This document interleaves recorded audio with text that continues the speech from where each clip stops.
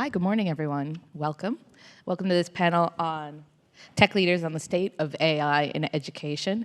I am delighted to be here to moderate this panel of tech leaders who are all in one way or another at various levels of the education system engaged in using AI to help move the digital transformation of education.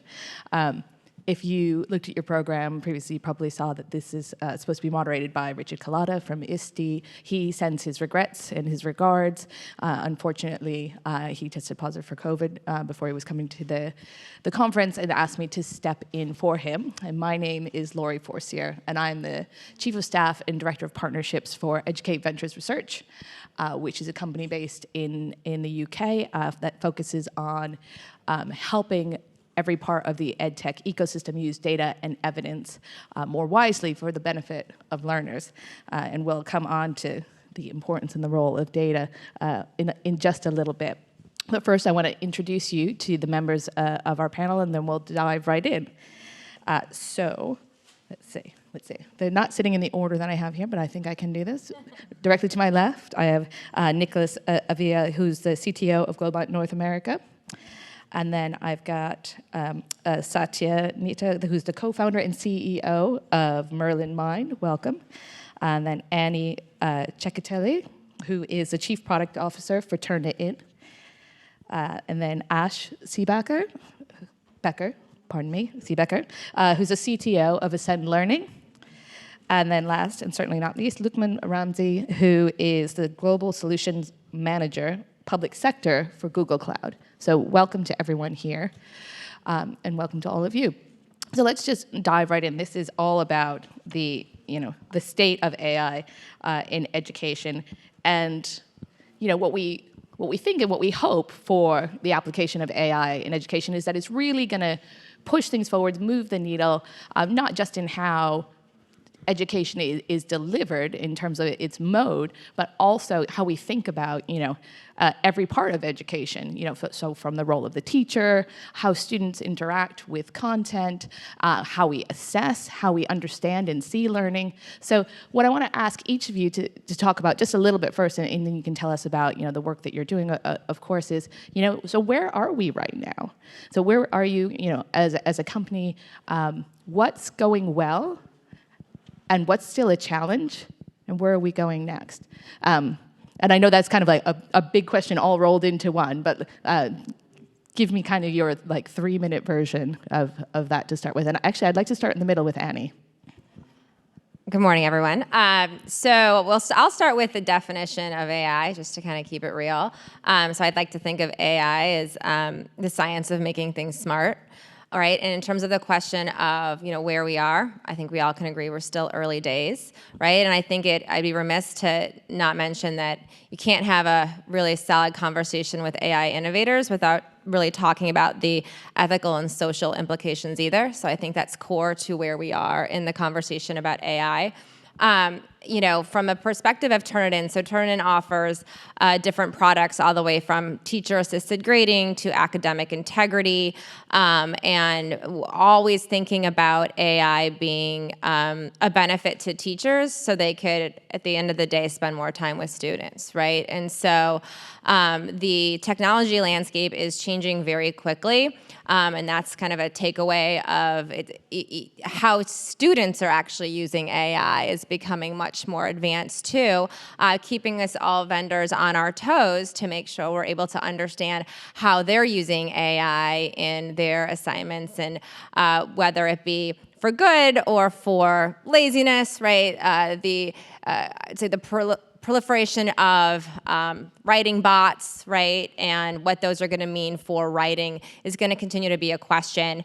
We were at the panel, we were all talking earlier before this around what are you trying to assess with writing? If you let Google finish the end of your sentence in your email, did you write the email?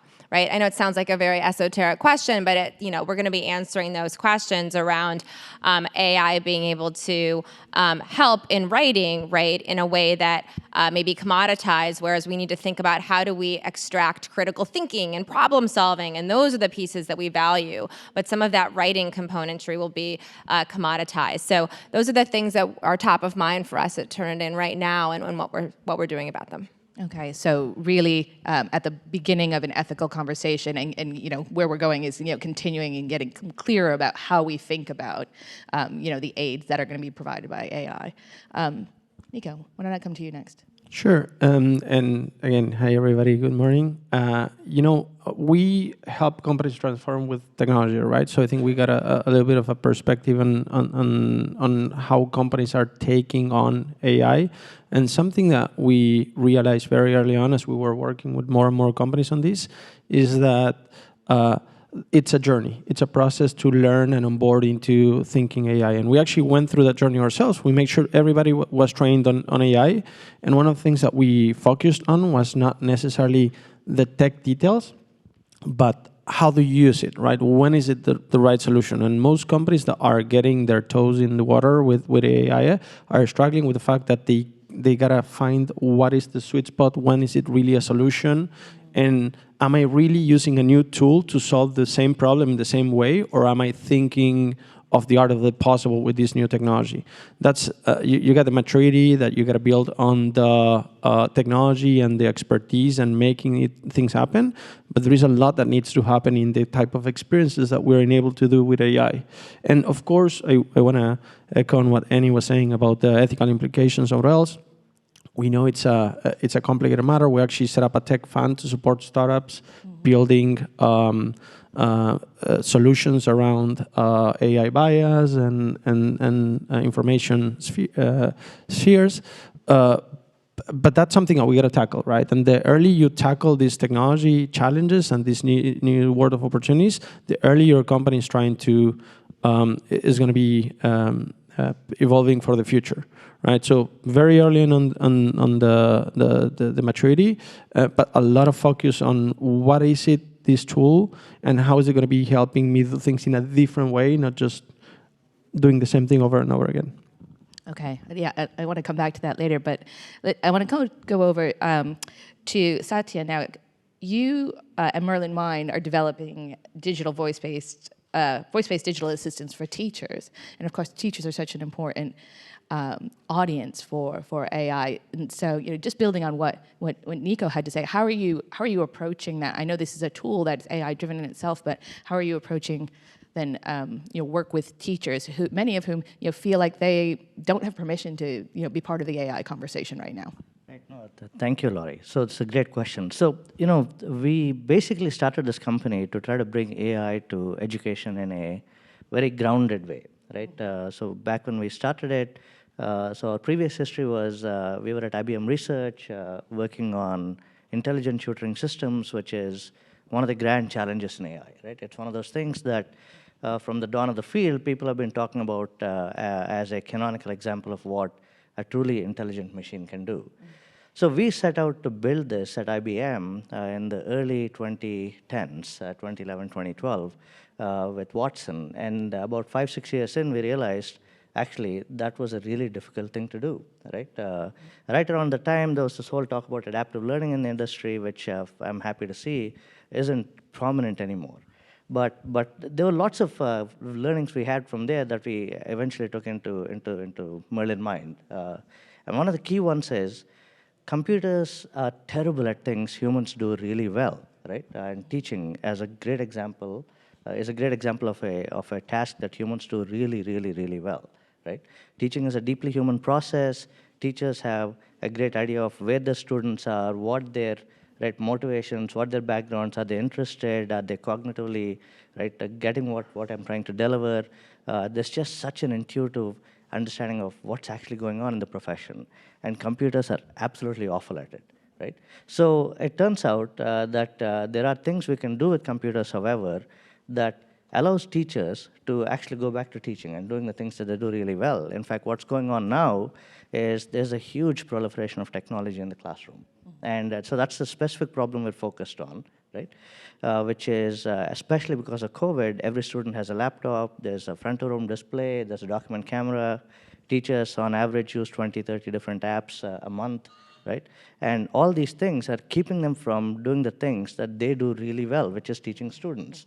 And so we set out to build an AI assistant that's very focused on helping a teacher be more productive in classrooms, right? Giving them time back, untethering from the desk, walking around and being with their students, and commanding the entire technology that's available to them with a simple voice command, right? So we have built a bunch of automations that collapse multiple steps into one, so they're not, for instance, giving 10 class dojo points to some student will take multiple steps, go back to the computer, open a tab, go to class dojo, find the student roster, give points, and all of that can be accomplished with one voice command. So there's a bunch of very grounded tasks, but these are things that take time away, and we're giving them time back. And so we're all about this very fine balance between understanding what machines can do well, what humans can do well, and stitching them in a way that people can actually use these things as tools. Right? Okay. And that's kind of where we are. So your focus then in the classroom is really on that complementarity and getting clear about what humans do well and what the AI can do well as an entry point. We'll talk about that a little bit more later. Thank you. Ash, where are you at? Where are you going?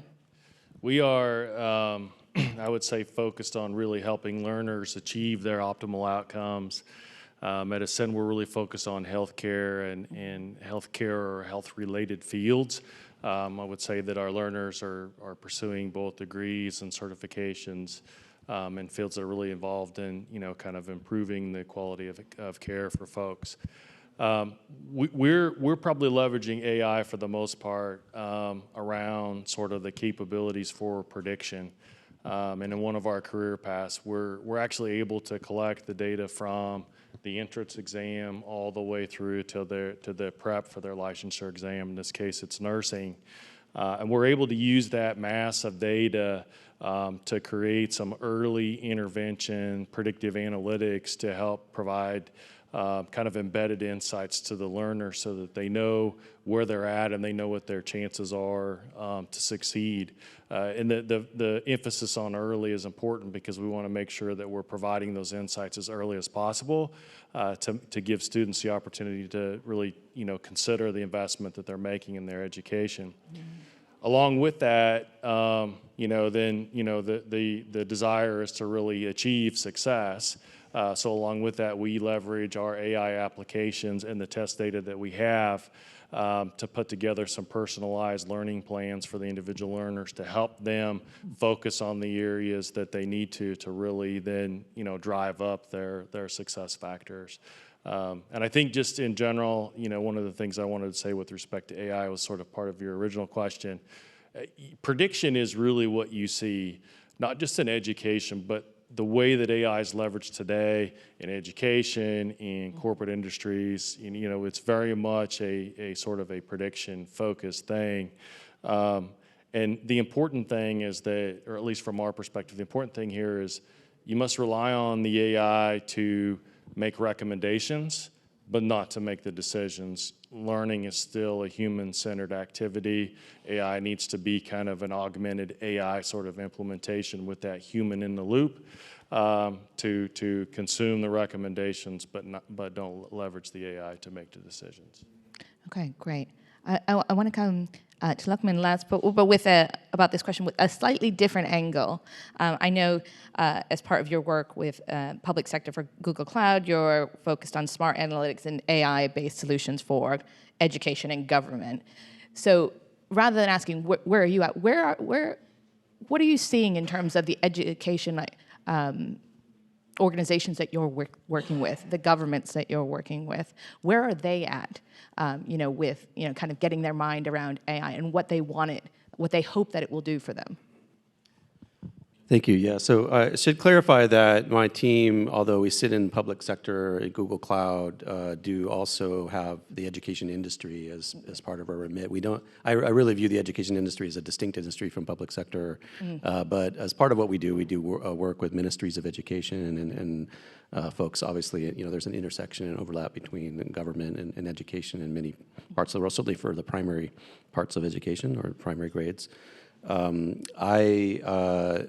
Been at Google for 5 years, but before that was the CTO of a company called Acrobatic, and have been working on providing basically personalized education at scale, in part driven by AI for a while now. I started my career as a teacher, as a high school teacher in Teach for America. So I would like to echo, first of all the things that I heard from the other panelists about how AI, in my view, should be used as a tool to support teaching, not to make decisions for students, but to save time for teachers by automating some of the tasks that they have to perform, like the generation of formative assessments. So for example, that's something that we've worked at in my team with multiple customers now. We are working on what we call our cloud learning platform, that incorporates functionality that includes AI, like making recommendations for learning goals based on what we know about the student, what the student will tell us, and what they're interested in, what kinds of goals they have for their own personal development, whether that's a job, a career, a degree, a mission, and basically trying to solve the problem of personalized learning at scale. And so that problem, personalized learning at scale, to answer your question, is what we are hearing from our customers now. Multiple institutions have approached us, and governments for that matter, to say, look, we have a scale problem. We cannot deliver education in an efficient way to the number of learners that we have to serve, and we would like to do that at a 10x scale from beyond what we're doing today. And so there are a number of problems that AI can assist with in that. Again, things like cataloging all of the skills that are out there to be learned. That skill database, if you will, changes rapidly now over time, and more rapidly than it ever has, based on the requirements of the workforce and industry. And so this problem of mining all of the job listings that are out there, extracting the skills, aligning them with the skills that you've already tracked, and making sure that you don't duplicate skills and understand what the core skill, what the core skills are. Those are things that we've worked on as well, and we just try to harness some of the unique scale capabilities of Google to help achieve that. At that level, just a quick follow-on, are they looking for personalized learning at scale that will follow a student throughout their life? Absolutely, yeah. So we all recognize, of course, that learning is a journey that starts when you're very young and should continue all the way through your life. And it's more like that than ever before, right? People are now making career changes more rapidly. And we have to, right? I mean, the world is evolving, and the needs of the workforce are evolving more rapidly than before. So we do serve not just the primary grades, but K through 16 and really adult learners as well. And work very extensively now with online universities like SNHU, for example, that been serving adult learners. I think that the problems of education, problems of transmitting skills and knowledge are universal, in the sense that whether you're talking about a second grader or a 42-year-old single mother who's trying to get a job as a nurse to support her family, it's all about acquiring skills and knowledge, and doing that in a successful way that includes understanding the full spectrum of the human in this picture, that it's not just about academic performance often, but about understanding how they feel about what they're learning, how confident they are, things like that as well. We're really focused on a whole child development approach, or whole human approach to learning. Okay, yeah, it's interesting. I was on a panel yesterday that was focused really squarely on the the ethics and bias in AI. And one of my fellow panelists noted that when they spoke with young people, I think they had done a survey. What they heard back was that they were concerned from an ethical point of view about having some kind of lifelong learning companion because that it could potentially track them or leave them with sort of data traces or information that they wouldn't necessarily want to have with them throughout, and which brings us back to some of the questions of ethics that were already raised by the other panelists, and it actually leads me into my next question. I mean, before we talk about how great AI can be and what it can do, we really need to get really clear about data, and an understanding of data, of course, is like the foundational underpinning for making it. You're nodding, Satya. I'm thinking about teachers here again in particular. So how, from your point of view and within your own context, how are you thinking about data? How do we need to be thinking about data before we can really kind of leverage how great we think it could be in terms of transforming education? Yeah, I mean, so that's a great question. It's also a very complicated question, right? So I can tell you a little bit about how we approach data and privacy and education, right? So this field is very different from other industries, other fields, and so when we started the company, we kind of started with the goal that your data should belong to you, right? Nobody else should have it, and we basically really doubled down on that, so much so that we're building a voice assistant, and we don't actually use any of the data from the classroom to train the assistant. And that's a really challenging thing to do, right? Because we offer schools two choices. We can either do the speech processing locally on a device that we sell, and it deletes it, or it hits our cloud and we instantly delete voice recordings, right? And so the fundamental idea behind that is we're not taking your data and selling it to somebody else, right? We are selling you a product, right? We're not selling your data to someone else and then they sell you, advertisements and so on and so forth. Your data is yours. We don't monetize it. That's the fundamental compact we have with our users. And we believe in fields like education, healthcare, et cetera, this is absolutely essential to even get in the door, right? It's about how responsibly we treat people's data. So yeah, we totally stand behind the sentiment that you echoed. Right. Anyone else want to weigh in on the data question, Annie?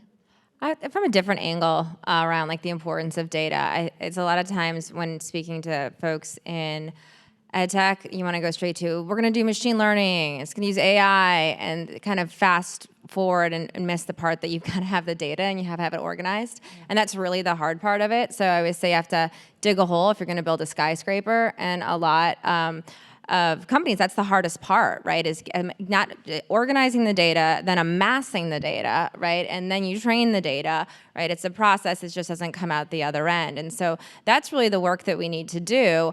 I echo everything on privacy, but I think as an industry, we've really not done a great job with data the past 10 years within ed tech. I think it's hard, right? And mainly because a lot of the data that's useful is fragmented across multiple, products, the schools themselves, how do they think about owning the data? How do we tie the data together that we know this student used this and that student used that? So I think that the data piece is really the key to unlocking some of these opportunities. It's not as glamorous. And so that's the part that we need to work on. And some of that is around helping the teachers, right, or with the data. Teachers don't have time to sit down and tag everything. I don't know about you, but my inbox is a mess. I don't tag anything in it, right? So I'm pretty sure that teachers don't have the time to start tagging the specific learning concepts, right? Or in K-12, the specific curriculum or state standards that it aligns to. That's really hard and really time consuming. So let's start with the basics and how can we use AI to pull that out of content itself? Teach it that this concept is part of that curriculum that can then get organized in data. So I'm not sure exactly that's what you're asking, but that's kind of what I think about in data and why it's a little bit standing in our way of moving faster. Yeah, I mean, I'm just interested in how each of you are thinking about it. So there's no wrong answer here for sure. Nico? Just one quick comment on that, because we could speak about each question for an hour, right? So, but just a nugget on that is that in speaking before, something we agreed is that many companies focus on hoarding data, right? And it becomes a bigger problem. And everybody's talking about advanced analytics where it should be applied analytics, right? And reality is that we should be having a clear end insight in terms of what we're going to be using this data for, so that we can really tap into the right questions and make sure that that's going to become something useful, right? So that's interesting. I want to ask you a little bit more about it. So I'm coming at it from the point of view of, how do we think about bringing together data in really useful ways across companies, across current silos, and being, ethical but opportunistic in use of data, so that we learn more about how people learn and what works in different contexts. Is that something that any of you are working on in particular? I recognize that kind of flies in the face of the collecting data for a specific purpose, because that doesn't leave any room for a discovery that could potentially come. Yeah. Were you getting ready to go? Sorry. No, go ahead. I'll jump in. I'll speak to this a little bit as a technologist. I think this is an important sort of component of the conversation here. And I agree with one thing that Satya said, right? What the students or the learners should be buying is the outcome, and that's what we should be chasing. And we're not going to sell or profit from anybody's data. We're going to protect it very carefully. And there's a lot of things that go into that, and we don't necessarily need to dig into that here. But I think the important thing, and it gets a little bit to your question, is just data models and data science. The data changes over time, and the models drift over time. And you've got to really come at these products with an operational mindset and a vision to build an operational capability that includes governance of your data models and governance of the way that you track and collect data. I think that's really important, just in terms of not just protection, but making sure that as models drift, you don't introduce other challenges, including inaccuracy, into some of the predictions that you're putting together. Yeah, actually, that is very consistent with what I was going to say, which is that in cloud, at Google Cloud, we're building tools that allow the institutions and the folks that sort of have governance over student personal data to build their own models, so that those models remain in the governance of those institutions and aren't stored elsewhere. And really boils down to building software that then can run in the environment that's under control of the school, the institution, or even the ed tech provider. So obviously we also run services at Google that deal with education, but our approach in cloud is to build software that then runs in the environment that's managed by the institution, not by Google. And again, to Ash's point, gives them the tools that they need to build their own models and maintain them over time. That's based on the cohorts and the students that they're dealing with, so that they're most accurate to that population.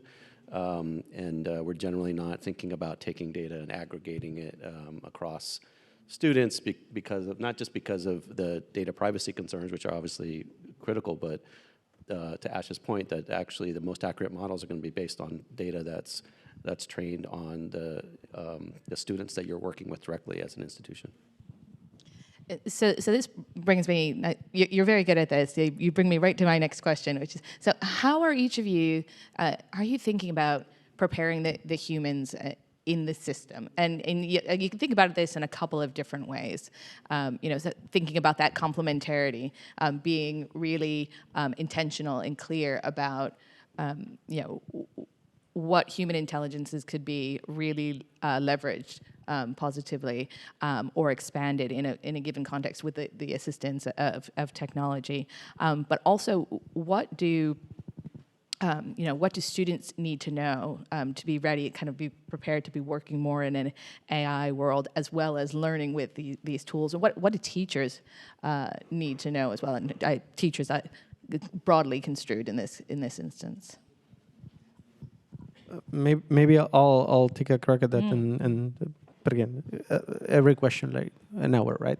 But I so first of all, I wanted to say that the first thing that you gotta say when you're building an AI, if you want people not to use it, is to say that it's powered by AI, right? So nobody wants Skynet to run loose, right? And it's a really important important thing that we've seen across the board in many cases. So I think we speak a lot and maybe too much about AI. It's important, right? It's an important tool, but reality is that most of the things where AI can be useful and powerful and it really helps people don't need to tell that it's AI driven, right? You go to your recommendations for Netflix, you shouldn't care that it's an AI. Is it the right movie? And that leads to the fact that in many cases, something that we're seeing is that there is a real need for AI to come in and support certain things that people don't want to do anymore. Many labor-intensive industries are struggling to find people that want to do certain jobs that are not really appealing anymore, and either are forced to pay more, and even with that, they cannot really get the labor to support it. So there is an argument where all of these AI experiences can really are actually supporting people. Now, the one thing is that that was on the do we need to know more about AI, and I think general population definitely doesn't need to get that involved in the technical explanations, but actually more on the experience itself. Now, training, there is a lack of professionals in that space, as it's with most digital areas. And I think the curriculums of colleges are getting a lot better in that front, and that's showing up with more people that are prepared not only to execute on these processes and these projects, but actually to be able to support the type of experience that need to be built.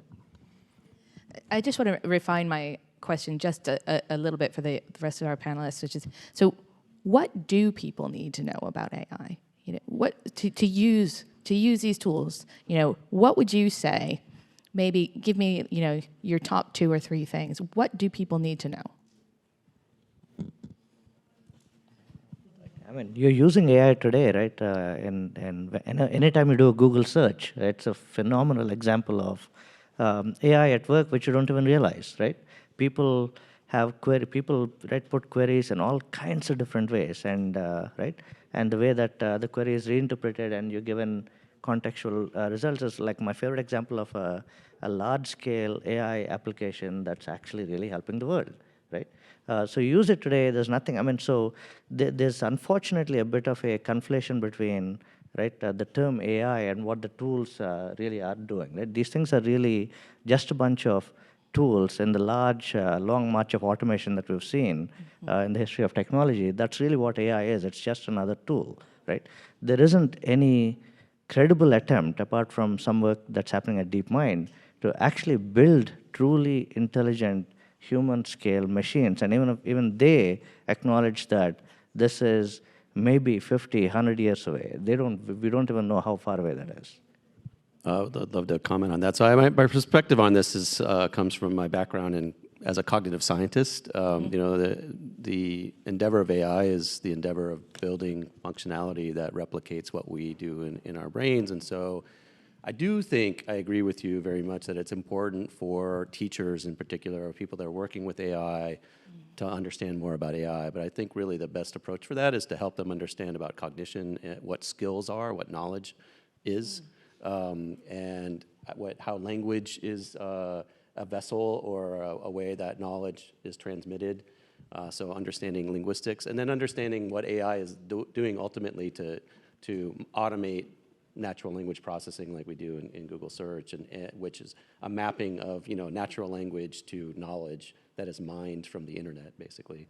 But it's important that teachers understand when AI is operating on skills and knowledge that they're trying to convey to their students what it's doing.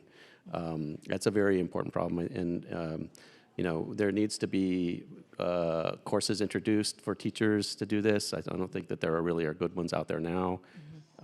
So it's a really important point I think that you made. Yeah, I think that AI literacy is absolutely something that we need to do. But I like to emphasize the teacher needs to understand what the AI is doing, right? There's some AI that has more of an impact to create a long-lasting poor outcome for a student than others, right? I think things like prediction of ultimate outcomes, I think, Ash treads, carefully there, right? Because it's somebody's outcome long term versus some of the AI around, hey, this looks like it might be written by an AI bot, right? That's an assignment, that's a low stakes type of result. But it's important to understand that striation of difference. At the end of the day, teachers are not data scientists. They're not going to. So also it's important that we create tools to help them interpret the results. So some of the things that, we've had to improve, be the first to say, is creating a way, making it easier to interpret what those results mean so that they can take and make an active decision on it, as well as just basic reporting, right? So, hey, 80% of your students didn't flip the equation for division in the last test. You should really focus on this in your next lesson. Once again, a little bit safer, low stakes.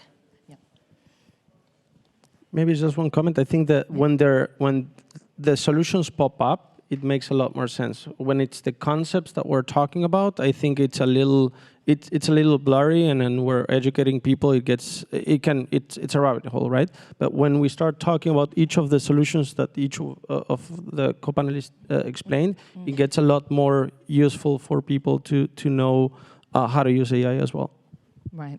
Yeah, just one last comment on there. I just would lean into, and I think Satya said this, I think Nico said it, I know Lukman said it. These are tools, right? And if you're an educator, a teacher, and you want to implement some capabilities to help you focus on the right activities and help you manage the classroom in a better way, these are tools that can help you do that. And as a learner, I don't know about, the information to say, hey, this thing that's going to benefit your learning path was, created by AI. I don't necessarily think that's necessary. I think you can trickle in these benefits to learners, and they will, begin to adapt and adjust the way that they consume some of those insights, and be able to help them get to where they're trying to go in their learning path. It's interesting. I had the opportunity to be part of a session. It was run by UNICEF and the government of Finland, and it was about policy guidance for AI for children. And one of the themes of recommendations was around how do we prepare children to operate in an AI-driven world. And as recommendations go, they really had some teeth to them. The one that I loved the most was have a national level assessment of teachers' understanding of AI. And that seemed so powerful. And that was not just about the teaching using tools of AI, but helping to teach students about AI. I'd be remiss if I didn't mention one thing which Richard asked me to front, and I've written it down here, which is that ISTE, the International Society for Technology and Education, along with IBM and General Motors, has actually created now a free curriculum for teaching AI concepts in schools, which is aligned to US STEM curriculum standards. So to any of you out here who are educators or love educators, but that's a free resource that is out there for people. And I'll also mention one thing that my company is doing, a beta version of an AI readiness course that's focused on educators. So we're trying to take a bite at this apple too, kind of at that conceptual level. Like how do you think about it? How do you think about data? How do you think about a problem of practice or a goal that you're trying to align to, and start to create evidence towards that as a way of understanding how to use AI. So we've got just 2 minutes left. So last thoughts from each of our panelists. I want to come back to that question I asked at the beginning, which is, what are you excited about where AI in education is going next? Very quickly. So we have realized that it's really important to put it in motion in a way that allows people contextually to learn, right? Yes. And in a way, most of the efforts that we've done in AI have been to rethink our processes, from staffing to recruiting to training, And it's really important. One thing that we realize is that it's really important that it's contextual. It's used contextually to get people to get better, and that's the real power of AI in training. Yeah, I love that the AI revolution is actually well underway in education, right? So this panel is a great example of a bunch of very grounded examples, right? Whether it's an assistant helping teachers, right? Plagiarism detection, assisted writing, which these guys are trying to detect, which is pretty cool, right? The work that Google's doing on large scale, right, student learning pathways is pretty cool. That's actually pretty ambitious. So it's well underway. I do think the revolution will take time to really flourish, but I love where we are and how far we've come. More tools for teachers to make them more efficient. Great. Yeah, I'll just double down on that a little bit. I think what's exciting is the opportunity to minimize the risk for students on the investment they make in education and to potentially reduce the cost of education.